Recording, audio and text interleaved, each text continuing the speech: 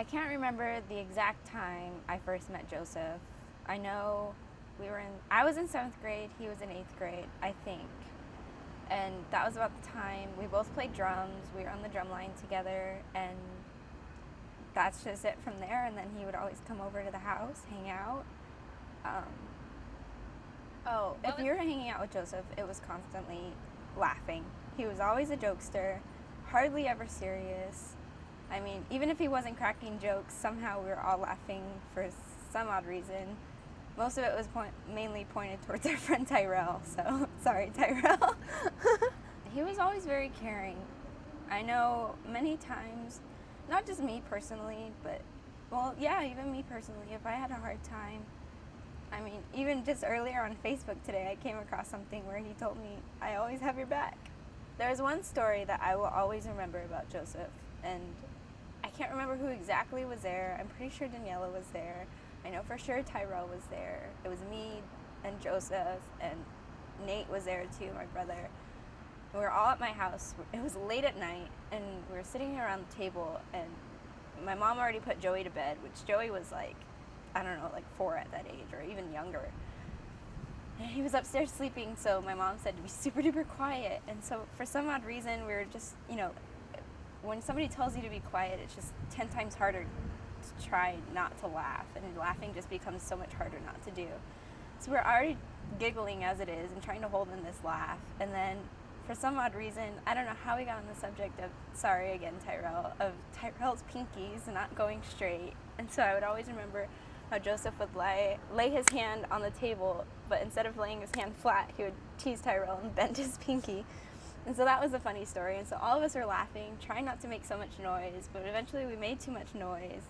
And Joey came downstairs, and sorry about this, Joey, but Joey was sleepwalking, came downstairs, stood there in the hallway. All of us were at that laugh where you're trying to not even make a sound, and it was just so hard not to laugh. And then Joey, standing up, fully clothed, just starts peeing on the floor. And that just made it 10 times harder not to laugh too, because we didn't want to fully wake him up. But that's the one thing I'll always remember, is just how Joseph was making fun of Tyrell, and all of us were laughing so hard.